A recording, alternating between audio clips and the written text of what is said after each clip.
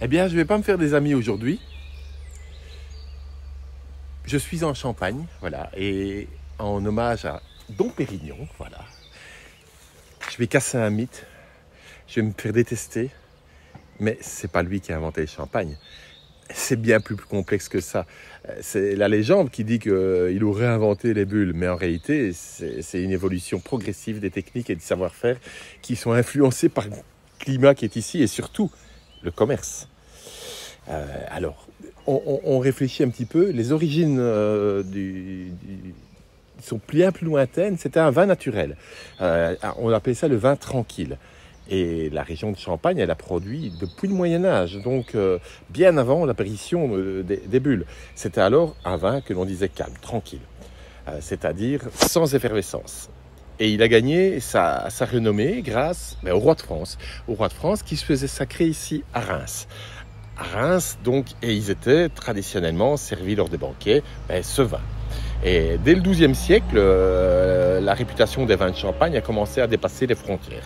L'apparition des bulles et les défis de la fermentation sont arrivés après. L'effervescence, c'était pas initialement recherché, c'était même considéré comme un défaut. Et le climat frais en Champagne jouait un rôle crucial. Les basses températures qu'on connaissait en hiver, ça interrompait la fermentation des vins avant qu'elle ne soit complète. Au printemps, avec le réchauffement, la fermentation reprenait en bouteille, en créant du dioxyde de carbone, donc des bulles. Et c'est ce phénomène qui est appelé seconde fermentation. Et là, c'était difficile à maîtriser. Ça entraînait souvent l'explosion des bouteilles, d'où le surnom de vin du diable. Le rôle des Anglais, qui est arrivé bien après, ils adoraient ce vin de Champagne. Et donc, qu'est-ce qu'ils faisaient ? Ils l'importaient chez eux. Et au XVIIe siècle, les choses ont vachement évolué. Et là, ils ont joué vraiment un rôle très important pour l'effervescence. Ils importaient les vins en fût. Et pour les vendre, ils les mettaient en bouteille. Et donc, c'est eux qui, les premiers, ont commencé à apprécier ces bulles. Et ils la recherchaient même. Donc cette effervescence. Et donc ils ont utilisé des bouteilles de plus en plus résistantes, souvent de fabrication anglaise et pas française du tout. Et ils ont adapté des bouchons de liège pour retenir la pression, avec un muselet autour qui permettait justement de maintenir.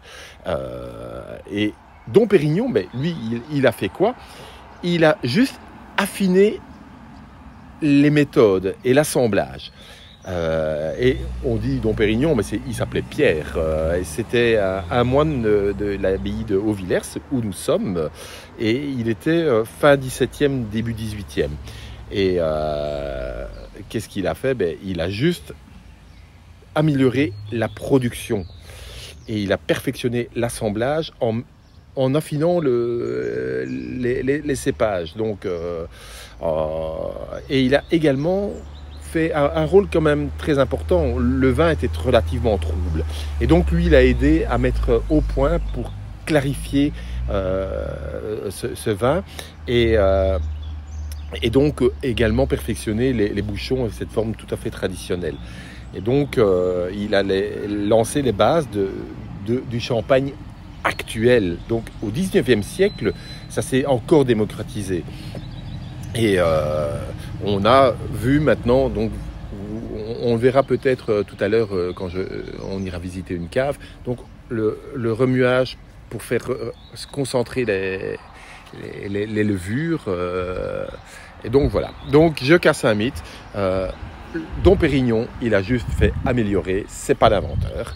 Et ici, on a des tas de choses qui ont été faites au fur et à mesure, notamment grâce à Louis Pasteur en 1860.